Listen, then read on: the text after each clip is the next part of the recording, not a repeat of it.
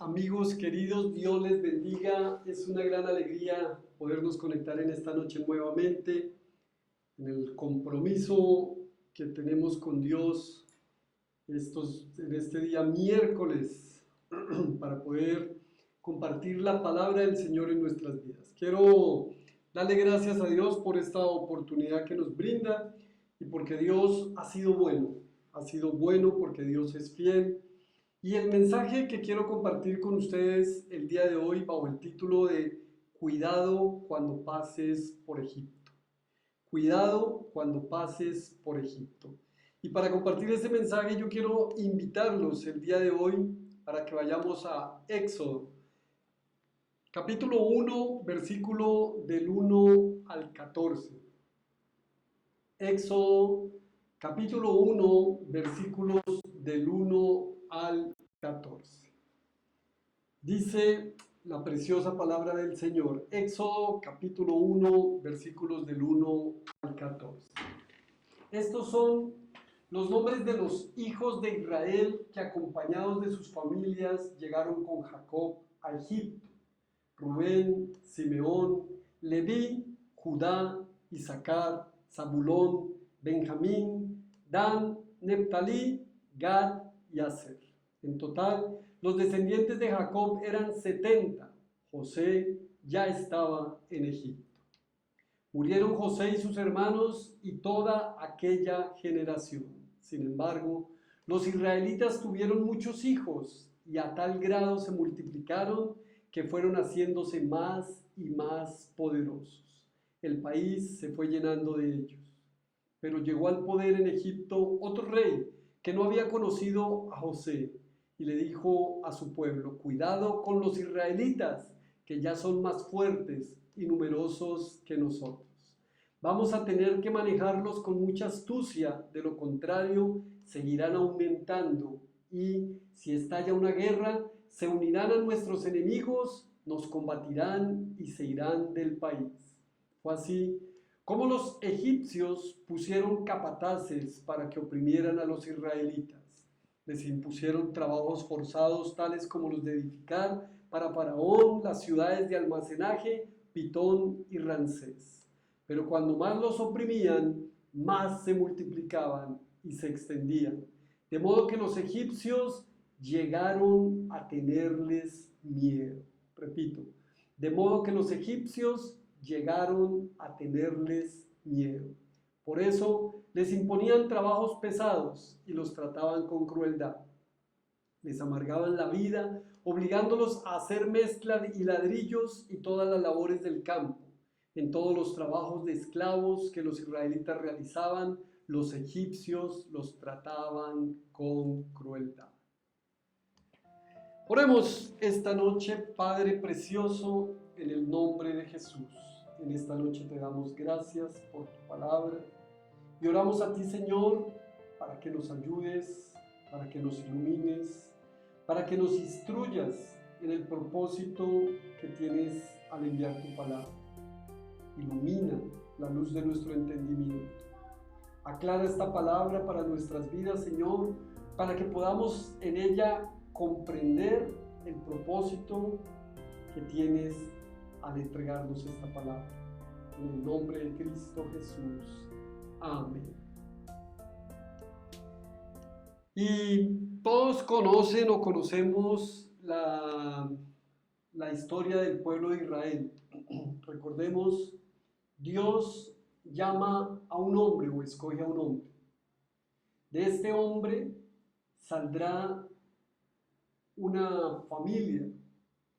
De esta familia se establecerá un pueblo. Y de este pueblo nacerá una gran nación, el pueblo de Israel. El propósito de Dios siempre ha sido marcado y enmarcado en lo que Dios quiere hacer porque Dios es soberano, porque Dios hace las cosas conforme a su diseño, conforme a su propósito. Y es a través del pueblo de Israel, todos conocemos que estos 12 hijos que llegaron allí a Egipto, sabemos que fue porque primero José fue allí. José, recordemos que fue vendido por sus hermanos a un grupo de ismaelitas y estos a su vez se lo vendieron a, a un egipcio y allí terminó él siendo prácticamente el gobernador o el segundo al mando del pueblo de Egipto. Y estando José allí, hubo hambre en la tierra. Recuerden ustedes que José, una de las características que tenía y que dentro de lo que lo hizo llevar allí también a ese cargo, al ser el segundo al mando en Egipto, fue su capacidad de administrar. Tenía una capacidad para administrar tremenda y fue por esa razón que él logró administrar de tal manera y recomendarle a Faraón en ese tiempo que hiciera lo que tenía que hacer durante esos 7 años que vendrían de vacas gordas, para que cuando llegaran los 7 años de vacas flacas, entonces tuvieran que comer y pudieran posicionarse sobre la tierra o sobre el mundo conocido. Entonces allí llega José cuando hay hambre en la tierra, entonces es José el que manda llamar a toda su familia, manda llamar a su padre, a sus hermanos y se establecen allí. Termina el capítulo 46 o 47 en Génesis, hablando de las 70 personas que entraron allí y prácticamente lo que hace es mencionar a los 11 hijos de Jacob que habían llegado con él allí a establecerse en Egipto. Recuerden que se establecieron en una zona llamada Gosén y allí era, digamos, los que se establecían en esta zona es porque eran pastores, trabajo que era denigrado por los egipcios, era un trabajo menospreciado y era una zona que aunque era una de las zonas más fértiles y las mejores zonas, era una zona de repudio y en la que los egipcios no querían tener ningún contacto. Y así comienza este primer capítulo del Éxodo, comienza de esa manera. Dice, estos son los nombres de los hijos de Israel que acompañados de sus familias llegaron con Jacob a Egipto. Y comienza a mencionarlos, Rubén, Simeón, Leví, Judá, Judá por quien desciende la línea de nuestro Señor Jesús, Leví, de cuyo descendiente es Aarón, el primer sumo sacerdote, el mismo que Moisés, Isaacar, Zabulón, Benjamín, el hermano menor de José y de Jacob, el hijo menor de Jacob, Dan, Neptalí, Gad y Aser. En total los descendientes de Jacob eran 70. José ya estaba en Egipto y dice el versículo 6, murieron José y sus hermanos y toda aquella generación. Entonces, lo primero que nosotros tenemos, porque precisamente por eso he tratado de responder este interrogante que he planteado esta noche y es cuidado cuando pases por Egipto. Y lo primero que quiero que establezcamos en esta noche a manera de pensamiento, a manera de meditación para nuestras vidas, y es que en la oración que hace nuestro Señor Jesús, en Juan capítulo 17, orando al Padre, dice el Señor, no te pido que los saques del mundo, pero sí te pido que los guardes del mundo. Y este Egipto está comparándose, o lo quiero comparar, con el mundo. De hecho, Egipto simboliza esclavitud. Egipto simboliza que nuestra voluntad ha sido subyugada. Y es muy similar a lo que ocurre en el mundo. Y este pasaje nos muestra la manera como se comporta el mundo con nosotros y cómo nosotros debemos comportarnos con el mundo. Entonces, si hay momentos en los que tenemos que marcar la diferencia, es en esos momentos en los que pasamos por Egipto. Ten mucho cuidado cuando pasas por Egipto. Y hay algo que nosotros tenemos de lo que tenemos que asegurarnos cuando pasamos por Egipto. Lo primero que tenemos que asegurarnos de saber que vamos a pasar por Egipto, por el mundo, es que debemos mantener nuestra identidad como cristianos. El pueblo de Israel, a pesar de que estaban en Egipto, a pesar de que estaban en Gosén, a pesar de que habían pasado mucho tiempo allí, mira que no había perdido su identidad. La familia completa se mantenía. Los nombres Rubén, Simeón, Leví, Judá, etcétera, todos los nombres de los hijos de Jacob son nombres israelitas, son los nombres que habían recibido ellos por parte de su padre y así se estaban manteniendo. Si ustedes se fijan, lo que hacían las culturas en esas épocas era que lo primero que hacían era cambiarles la identidad, les cambiaban la identidad, entonces les cambiaban el nombre, ya no querían que se llamara Daniel, ya no querían que se llamara Isaacar, ya no querían que se llamaba, entonces les cambiaban los nombres y les ponían un nombre para comenzar a romper la identidad. Y si hay algo que nosotros tenemos que considerar en este tiempo, es que no vayamos a perder nuestra identidad. No pierdas tu identidad como cristiano, no pierdas tu identidad como hijo de Dios, no pierdas tu identidad, porque aunque pasamos por Egipto, aunque nuestro camino es este y aunque tenemos que estar acá por un tiempo, es temporal. Por eso no pierdas tu identidad. ¿Sabes algo? ¿Qué es lo que marca la diferencia entre nosotros y el mundo? Es que mientras el mundo ve las cosas malas y les llama buenas, nosotros podemos discernir lo que es malo y lo que es bueno. Por eso es tan importante que no pierdas tu identidad. La identidad del cristiano es Jesucristo. La identidad del cristiano es ir por el camino del Señor. La identidad del cristiano es la cruz. La identidad del cristiano es la resurrección. La identidad del cristiano es seguir a Jesús. Puede ser discípulo de Jesús o puede simplemente ser un observador o una observadora de Jesús.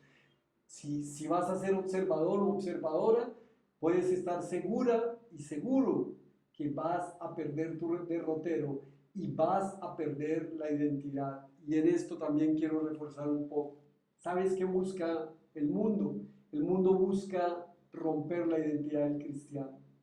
Y el pasaje nos da la respuesta. El mundo quiere que no tengas identidad. Entre menos identidad haya, entre menos te aferres a la identidad. Por eso te hacen creer que tú eres cristiano, pero que no eres radical. Ah, sí, usted es cristiano, pero no es de esos fanáticos. Es que esos fanáticos, sí, qué cosa tan tremenda. Pues sí, tú eres un cristiano. Tú tienes que ser fanático. Tú tienes que ser radical, porque lo malo es malo y lo bueno es bueno y lo tienes que aprender a discernir. Por eso el primer punto que nos tiene que quedar claro en esta noche es no pierdas tu identidad. Asegúrate de no perder tu identidad como cristiano.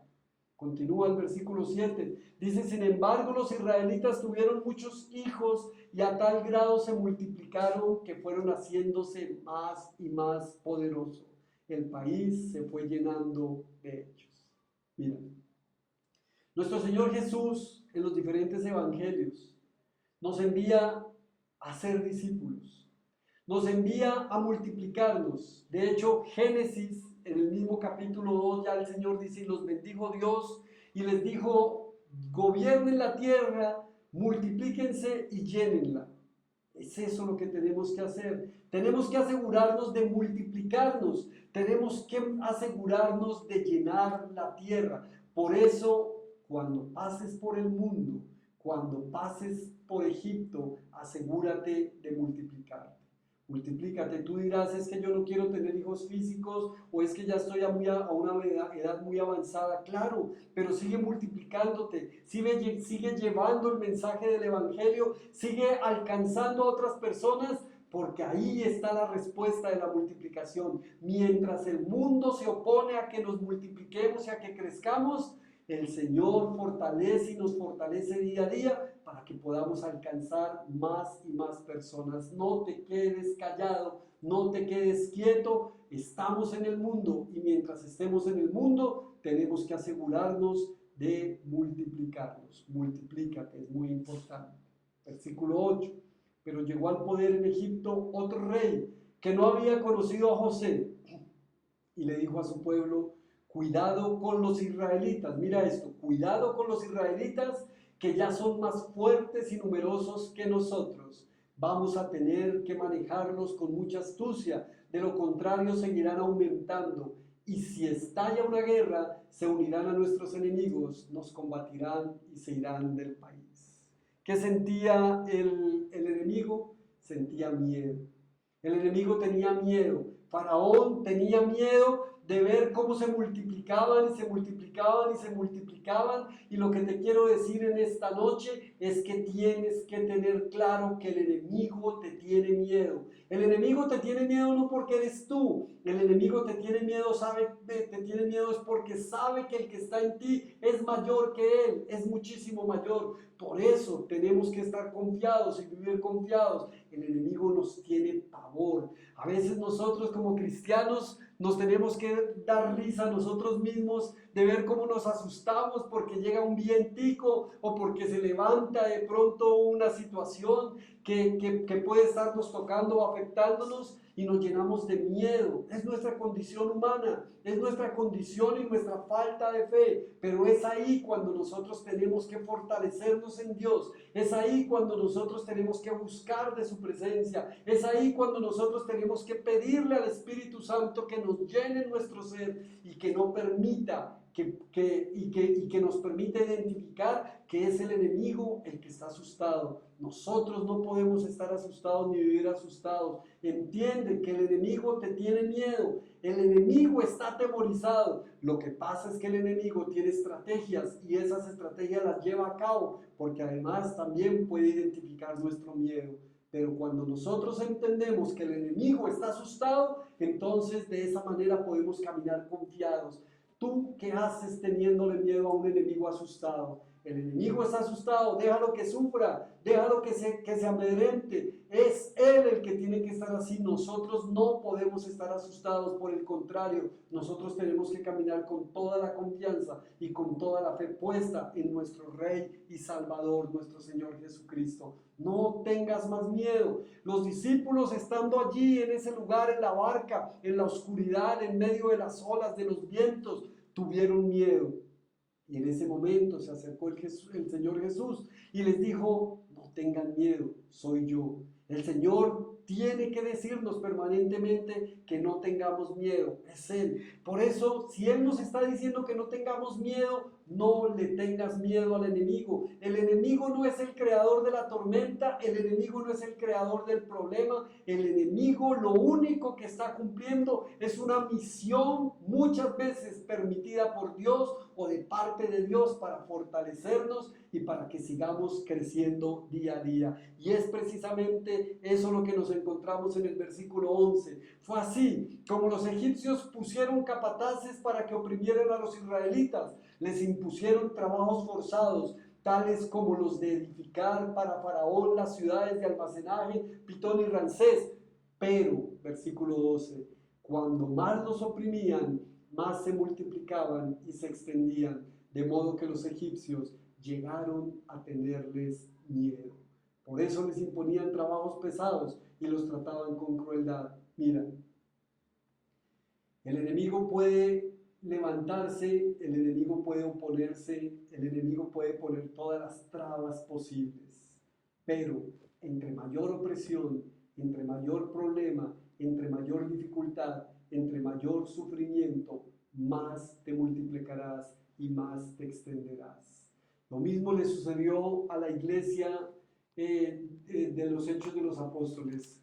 Fue necesario que viniera una persecución de parte del Imperio Romano para los discípulos, que el Señor les había dicho, vayan y lleven el Evangelio a todas las naciones, comiencen por Jerusalén, pasen por Judea, llévenlo en Samaria y hasta el último rincón, pero se quedaron en Jerusalén encerrados. Y fue necesaria la persecución para que se dispersaran y el Evangelio tuviera que salir de las cuatro paredes de Jerusalén y fuera y llegara a cada rincón del mundo. Por eso tú y yo hoy aquí en Colombia, lejos de Jerusalén, estamos escuchando esta palabra y estamos congregados en medio de la presencia de nuestro Señor Jesús, porque el Evangelio llegó al camino y a la vida de cada uno de nosotros gracias a esa circunstancia.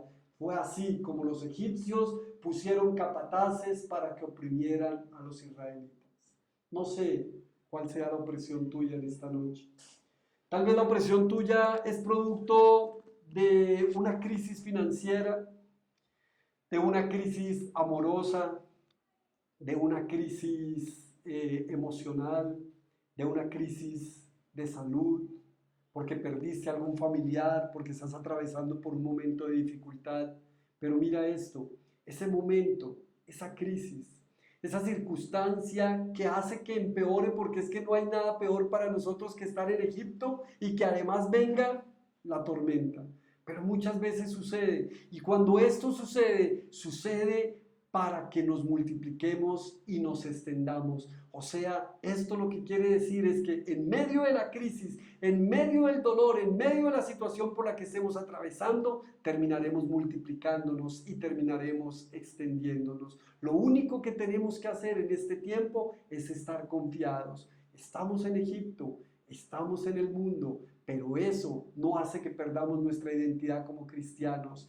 Eso no hace que nos vamos a asegurar para seguir multiplicándonos y reconociendo que el enemigo nos tiene miedo y entendiendo que a mayor opresión, mayor será nuestro crecimiento. Oremos esta noche y démosle gracias a Dios por este tiempo. Dale gracias a Dios, Señor. Te damos gracias porque a pesar de las diferentes situaciones que se nos presentan, a veces nos olvidamos de que siempre hay un propósito tuyo, Señor. A veces nos estás enseñando a ser pacientes, o nos estás enseñando a ser agradecidos, o nos quieres enseñar a valorar lo que no hemos valorado. En medio de cada circunstancia y en cada situación, algo hay de parte tuya para nosotros y somos nosotros los que nos damos cuenta. Señor, perdónanos, porque hemos estado atemorizados, porque hemos estado llenos de miedo, porque nos hemos dejado amedrentar por parte del enemigo que representa Egipto. Y en medio del temor, en medio del miedo, hemos dejado de avanzar, hemos dejado de crecer, hemos dejado de hacer tantas cosas, Señor, pero hoy en esta noche que nos das esta palabra y nos muestras que Egipto solamente es un propósito, es un trampolín, es la catapulta que tú tienes allí establecida para enviarnos a otro lugar muchísimo mejor, para hacernos crecer, para que nos multipliquemos. Dios, que comencemos por nosotros mismos. Que los que primero comencemos por multiplicarnos seamos nosotros, multiplicarnos en sabiduría, en entendimiento, multiplicarnos, Señor, en el conocimiento de tu palabra, multiplicarnos dentro de cada uno de nosotros en medio de la madurez que necesitamos alcanzar, Padre precioso. En el nombre poderoso de Jesús, hoy le hablamos al enemigo y le decimos que ninguna arma forjada que se levante contra nosotros prosperará, porque tú eres el creador del herrero, tú fuiste el creador del acero, del hierro. ¿Quién más, Señor, que si el enemigo se levantare contra nosotros, lo hará sin tu ayuda? Y nuestros ojos contemplarán su caída, su destrucción. Por un camino podrá venir, pero por 7 caminos tendrá que salir huyendo. Padre, oramos en esta noche, porque queremos establecernos, Señor, y saber que somos instrumentos tuyos de bendición para llevar el mensaje de tu palabra, Dios, para que toque corazones y para que entre a los hogares a los que no haya entrado, Señor. Oramos en este tiempo, Dios, pidiéndote también que bendigas a cada persona aquí conectada, Señor. Bendícelos, mira sus hogares, mira sus vidas, Padre Santo. Mira, Señor, que a pesar de la opresión, de la situación, de la circunstancia, porque hay deudas, porque hay compromisos, porque hay preocupaciones, porque hay enfermedades, porque hay recibos por pagar, porque hay tantas situaciones que se nos presentan, Señor, pero en este tiempo decidimos mantenernos confiados porque somos hijos tuyos. Que no perdamos en ningún momento nuestra identidad, Señor, y que entendamos y sepamos que ser hijos tuyos no solamente tiene una responsabilidad, también hemos ganado un derecho, Señor, y es el derecho a que tú habites en nosotros, en nuestras mentes y en nuestros corazones. Transfórmanos, Dios, en el nombre poderoso de Cristo Jesús. Amén y amén. Amigos queridos, Dios les bendiga, les mandamos un abrazo, un saludo muy especial, siempre con nuestro cariño, y desde aquí, desde nuestro hogar, El Señor les bendiga y nos vemos en una próxima ocasión. Que Dios les bendiga. Chao, chao. Bendiciones para todos.